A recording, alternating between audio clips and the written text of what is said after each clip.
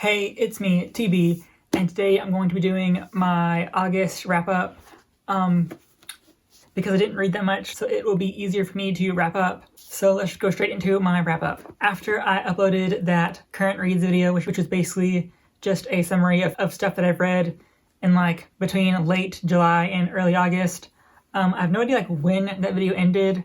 So if I cover something I already covered in that video, just ignore me. First, I read Dead Until Dark by Charlaine Harris. This is the book that True Blood was based off of, and this is like the first book, which follows the first season of True Blood, and the TV show follows this one to like a T almost.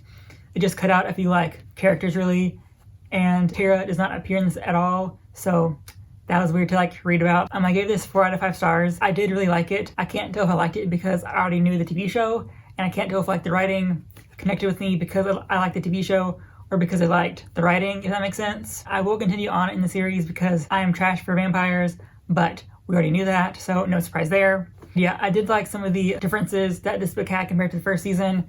Like the ending is slightly different.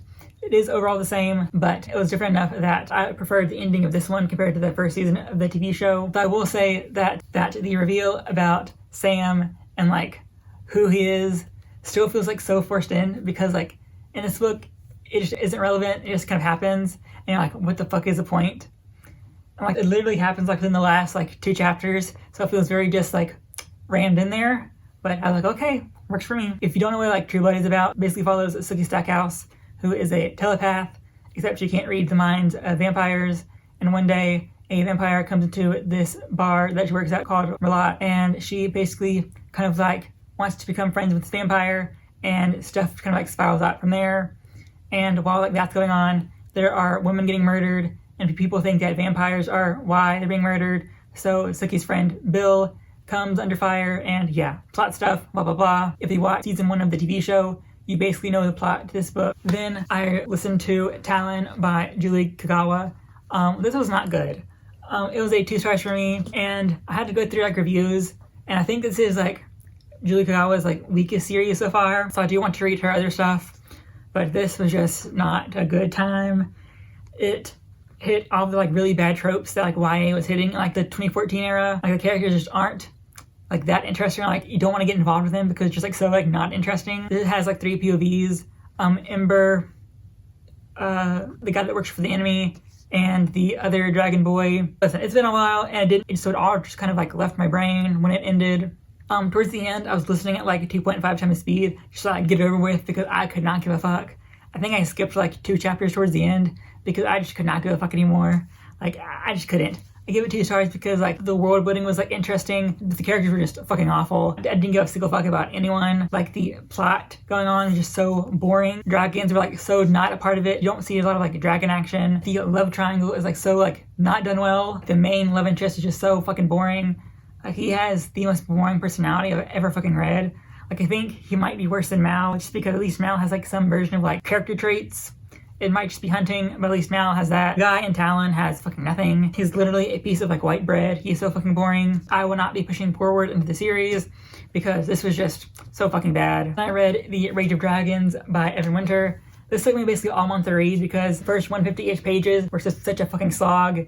It was fucking miserable. I preferred the more combat-heavy sections. The combat did drag on if you read too much at once, but I read so slowly it was fine. I gave this a 4 out of 5 stars, following Tao as he sets off on this quest of revenge. I will say that the reason Tao gets into like trouble is so dumb, and I cannot support his like revenge because it just felt so stupid, and like that it was his own fault for like getting there. So maybe he was like supposed to be flawed. I did not care about his revenge because it felt like it was his own fault. Like, don't get me wrong, this society is like corrupt, obviously, but like the situation that inspires him to take his revenge, he's warned that happened, then he just does it anyway, then he gets punished for it, and then he acts surprised and like offended, and it's like, dude, we saw this happen, why are you surprised? I vastly preferred the like brother-in-arms that come into play later over him. They were more interesting, and I felt that they were kind of carrying me through the story because I at least liked them and like I worried about them, not so much Tao. And then the love interest is so bland. Like I don't even know why she was in here. She does nothing besides just tell us plot details, which could have been interwoven throughout the like in between the combat sections, and it is, but when she appears on the page, you can tell you're about to get like a long ass dump of like information out of nowhere. And the entire time we're getting like those plot details. Tao interrupts like every other paragraph to like say something stupid, and it's like, dude, shut the fuck up. I'm interested in seeing where the plot goes later, because I feel like there's a lot of a chance for growth for Tao. Hopefully that happens. And also the last like 100-ish pages were really like good, but I will kind of just also say that this is very like combat heavy. So if you don't want to hear a lot about like swordplay, there's a lot of it. Like happens at least every chapter, sometimes multiple times in a chapter. And yeah, it was good, but it wasn't like mind-blowingly great, at least until like the very like last like a fourth, I would say, you know. Then I read Delta Venus. It's basically a collection of erotic short stories, because the author was contacted by this like rich guy to write smut for him basically, and she did it for money. I gave this 3 out of 5 stars. I did read this basically all in like 2 sittings, so I think it did kind of like shape how I felt towards certain parts of it. So maybe that kind of affected how I felt about it, or like how I took in the stories. This has some like really fucked up shit in it. Like there's pedophilia, incest, a guy fucks a corpse in this. It's a lot, but the majority of this is like 3-ish short stories. So like 3 of the like bigger short stories are basically like from page 72 to like 191. So over 100 pages in this is like the same 3 stories, and it kind of affect the same like cast of characters. I think that was like the peak for this collection for me. They're also like the least fucked up. Well, it's like the third one is the one that has a guy fucking a corpse in this. So that one's still kind of fucked up, but not as fucked up as other ones. Basically, the author had a really like fucked up life, and she entered an incestuous relationship with her own father. So that kind of like shows that if she was willing to like fuck her dad when she was like in her like 20s or 30s, she was not the most sane of people, we'll say. She probably needed lots of help, but it was like the 40s and there wasn't really like psychology yet. She was kind of just fucked. And then we got this. And yeah, it was interesting. And I do want to read more from this author. I do want to like reread this to annotate it. It was a ride. This is also one of the classics I wanted to read at some point this year, so I can check it off my list. Then I read Girl, Woman, Other by Bernardine Evaristo. This one of those fancy literary medals or like awards last year, I think. I have no idea which one, but they're all kind of the same to me. This is basically following a collection of Black women that live in, I don't want to say London, but I guess like England as a whole, or like the UK maybe. Basically just following this like group of like Black women as they just like live in this area, I guess. So we see Amma, her daughter, Amma's friend. We see a teacher. We see that teacher's student. We see that student's like, we see that student's friend. We see another teacher. We see that other teacher's like a mother. So much history all throughout. It's like really weird to explain. It basically just covers like a lot of like women and their various experiences while living in the UK. And I give it 5 out of 5 stars because it was written very well, even though it is kind of just like a more like chill book, I guess, because there's not like a lot of like heavy plot so much as you are learning about these characters and their lives. So it is definitely more like character heavy than like plot heavy, but I still really liked it and I do recommend it, and I want a physical copy of it now. Then I did a reread of The Rise of Kyoshi by FCE. This takes place in the Avatar The Last Airbender universe. Follows Avatar Kyoshi, surprise surprise, follows how she learned that she is the Avatar and just her early adventures basically, and as she goes on her quest for revenge after something bad happens to one of her friends.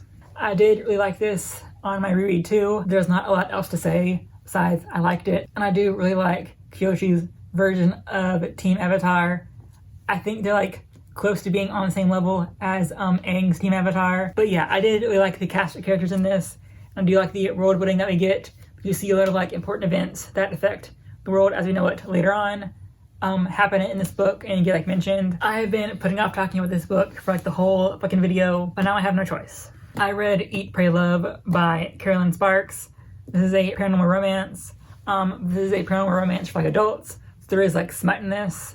And yeah, this book got 2 stars for me for a variety of reasons, and it was not great. I'm not gonna read anything else from this author because it only got 2 stars because I like paranormal aspects and like the world building that we do have.